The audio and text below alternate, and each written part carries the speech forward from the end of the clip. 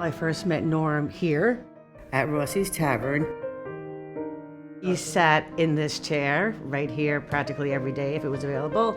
He had Sky and Club with a twist of lemon, I believe.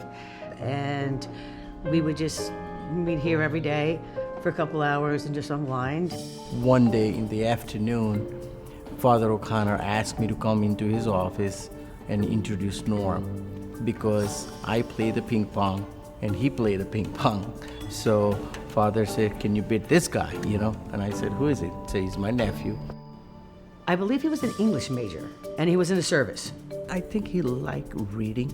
Always reading. Norm was an avid book reader. He had to read 2 to 3 books a week.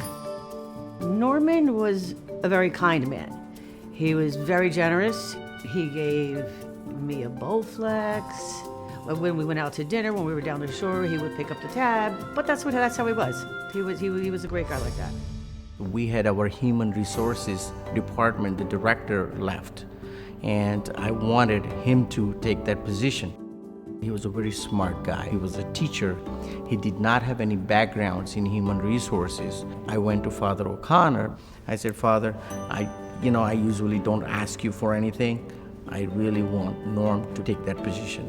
And he did such a good job. People can talk to him. People can relate to him. He was a great advisor to me. He did excellent service at Straight and Narrow. He provided and helped a lot of people. He would do pretty much anything for anybody at any given time. You can ask him for anything, and if it was possible, Norm would do it for you. There was never a question. Norm and Father O'Connor have a lot of similarities. If you really see it just for the namesake, they did not like social gathering. They like to do their own things. They like to know about others. They were very kind people. Both of them had a lot of interest. They were intelligent, very reliable, and very helpful and very kind.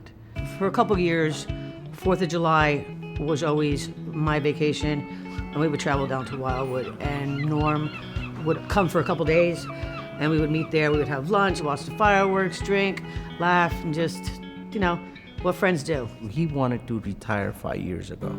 Every year I said, let's do it next year. Let's do it next year. He decided that he was going to change, and he was moving to Colorado. And a couple months later, he picked up and moved to Colorado. He didn't even go look at this apartment before he moved. He didn't even bother going to Colorado to move to Colorado.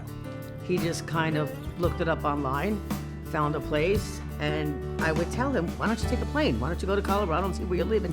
"Nah, it'll be fine." He left in the first week of October. He just kind of drove for 2-3 days and, just took some stuff, gave a lot of stuff away. So a lot of family members tried to really find out about him, that what he's doing, what is his plan. I talked to him a couple times, a couple text messages. He rode his bike into the mountains. He had loved it.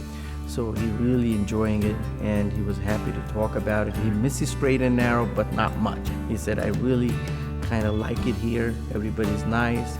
He went to a coffee shop where he liked the girl and she liked him there, and I thought that was going really well.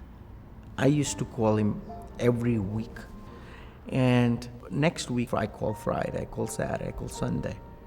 Monday I call other staff member. I say, maybe he's upset with me, I don't know what it is, but why don't you guys reach out? Tuesday morning, on the day of the election, I got a call from a super that they cannot get a hold of him. When they knock the door, nobody's answering. I started worrying about it. He wasn't there long before we heard of his passing. That was a sad moment, sad day for us. We had a memorial for him. His family had come in from all over the place, and we had made food, and everybody told stories and talked about him. They had brought photos of him when he was younger and his bodybuilding days, which I never knew about. So it was a really nice party. I think he was a private person, and he was also coming out from a very good family. Norm was very, very proud of his father, very, very proud of his mother, very, very family oriented, loved his family dearly. He wanted to be connected with the family, but at the same time, he needed his own space. Loss of Norm is really felt by a lot of employees here because he took a special care for them. He's a great friend, he was a great colleague, and a great advisor. He really guided me in so many ways. I was lucky to have known him. We sat together for the last probably 18 years, I guess. He was just an all-around great guy. His plan was very simple. He wanted to live his own life the way he wanted to live. To me, not having him around anymore is the roughest part. When I'm looking forward to talk to somebody, he's not there to listen to. That's a big miss.